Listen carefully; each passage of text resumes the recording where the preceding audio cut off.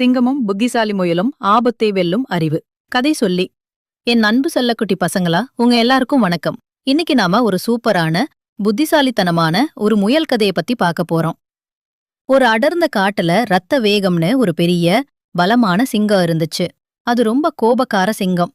தினமும் காட்டுல இருக்கிற எல்லா விலங்குகளையும் வேட்டையாடி சாப்பிடுச்சு. அதனால மத்த விலங்குகள் எல்லாம் ஐயோ இன்னைக்கு யார் மாட்ட போறாங்கன்னு ரொம்ப பயந்து பயந்து வாழ்ந்துச்சுங்க. அதனால எல்லா பயந்த விலங்குகளும் ஒன்னா சேர்ந்து ஒரு நல்ல யோசனை பண்ணுனாங்க. என்ன தெரியுமா? நாம தினமும் ஒரு விலங்க சிங்கத்துக்கு சாப்பாட அனுப்புவோம். அப்போ அது மத்தவங்கள வேட்டையாடாம நிம்மதியா இருக்கலாம்னு முடிவு பண்ணினாங்க. சிங்கமும் சரி அதுக்கு சம்மதிச்சுச்சு. இப்படியே ஒவ்வொரு நாளும் ஒவ்வொரு விலங்கு சிங்கத்துக்கிட்ட போயிட்டு இருந்துச்சு. ஒரு நாள் சின்னதா ஆனா ரொம்ப புத்திசாலியான ஒரு முயலோட முறை வந்தது. மத்த விலங்குகள் எல்லாம் அந்த சின்ன முயல ரொம்ப பரிதாபமா பார்த்தாங்க. ஐயோ இந்த சின்ன முயல் எப்படி அந்த பெரிய சிங்கத்திடமிருந்து தப்பிக்க போகுதுன்னு கவலைப்பட்டாங்க. ஆனா அந்த முயல் ரொம்ப கெட்டிக்காரன். அதுக்கு ஒரு பெரிய திட்டம் இருந்துச்சு. முயல் சிங்கத்துக்கிட்ட போறதுக்கு கொஞ்சம் லேட் பண்ணி மெதுவா போச்சு.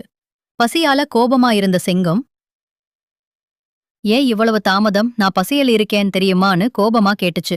அப்போ அந்த புத்திசாலி முயல் பயப்படவே இல்ல.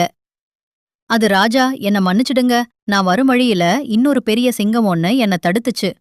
அதுதான் இந்த காட்டுக்கே ராஜான்னு சொல்லுச்சு. நான் நான் எவ்வளவு சொல்லியான்னு கேட்கல, அத மறந்து தப்பிச்சு வர எனக்கு தாமதமாக்கிருச்சுன்னு தந்திரமா சொன்னது. இத கேட்டதும் சிங்கத்துக்கு பயங்கரமா கோவம் வந்துச்சு. என்னது, என்னை விட பெரிய சிங்கமா? இந்த காட்டுக்கு நான் தான் ராஜா. எங்கே அது?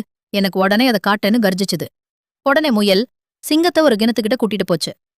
அந்த சிங்கம் இந்த கிணத்துக்கூட தான் ஒளிஞ்சிட்டு இருக்கு ராஜான்னு சொன்னது. சிங்கம் கோபமா கிணத்துக்குள்ள இட்டி பார்த்தது.